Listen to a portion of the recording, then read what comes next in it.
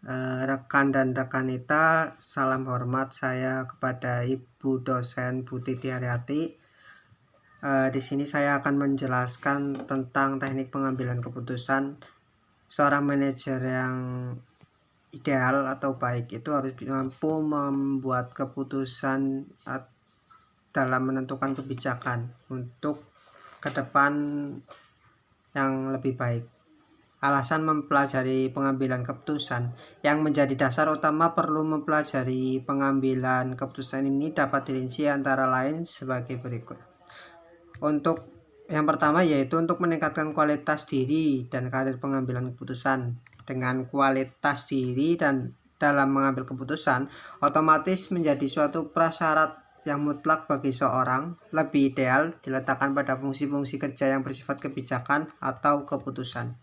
Yang kedua, untuk meningkatkan efisiensi. Keputusan yang baik pasti mempertimbangkan dari segala sudut keefektivitasnya, baik dari segi kualitas, hasil, waktu, pencapaian, implementasi bagi orang-orang yang terkait sehingga didapat keefisienan dalam proses. Yang ketiga, untuk meningkatkan produktivitas perusahaan. Produktivitas akan meningkat jika ditunjang dengan input yang rendah, didukung proses yang inovatif, kreatif, efisiensi, dan cara-cara kerja baru akan menghasilkan output yang besar. Atau dapat disebut output besar adalah nilai produktivitas besar yang dapat dicapai. Produktivitas yang besar akan memberikan dampak kesejahteraan yang maksimal pula, bahwa input, proses, dan output tersebut dapat dicapai dengan tepat harus didukung dengan keputusan-keputusan yang akurat dari modal pengetahuan terhadap teori dan praktek tentang pengambilan keputusan tersebut. Yang selanjutnya, pengertian pengambilan keputusan. Untuk lebih memahami tentang pengambilan keputusan ini, maka perlu diuraikan yang menjadi dasar atau pengertian pengambilan keputusan tersebut.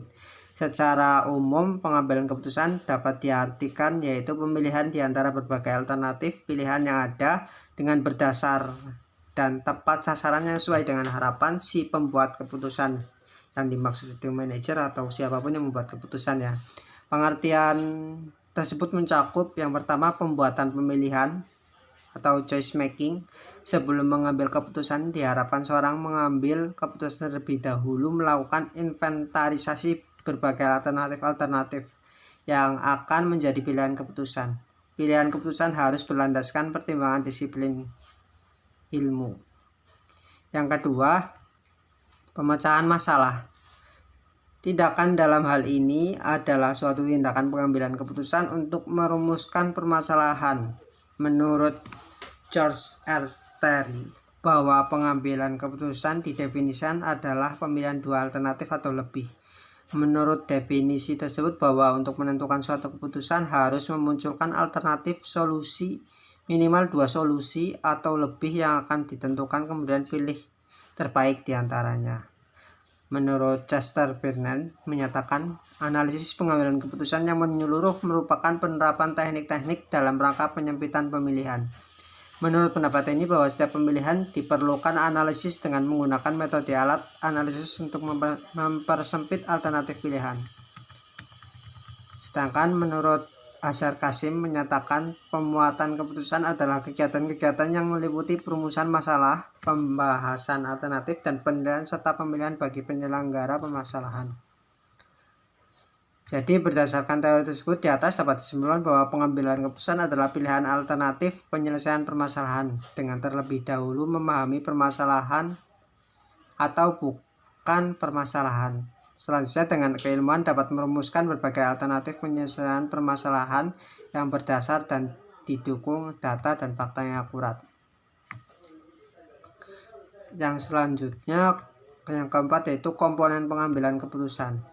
Ada beberapa komponen yang dikelompokkan menurut Martin Starr. Yang pertama yaitu penetapan tujuan. Sebelum keputusan dibuat, maka yang pertama harus ditanyakan untuk apa keputusan itu dibuat.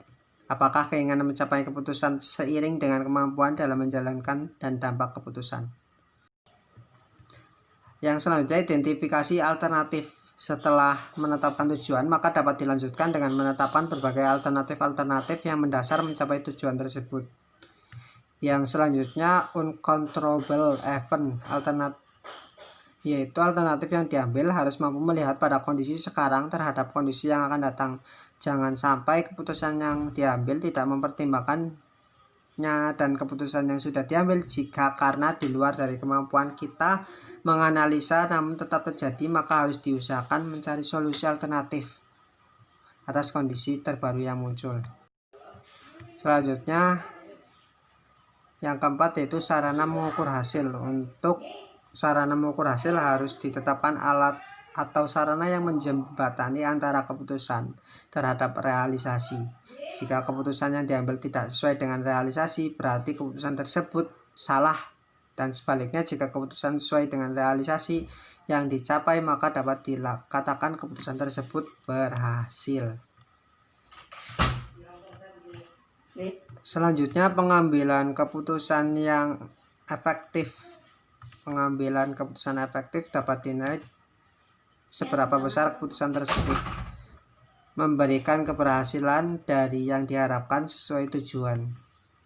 Menurut Manulang 1986, bahwa pengambilan keputusan yang efektif adalah dengan 5 tahapan kategori, yaitu yang pertama tahapan menerima tantangan, yang kedua tahapan mencapai alternatif, yang ketiga tahapan penilaian alternatif, dan yang keempat tahap menetapkan pilihan dan menjadi terikat, yang selanjutnya tahap berpegang pada keputusan. Terima kasih, sekian dari saya presentasi kali ini.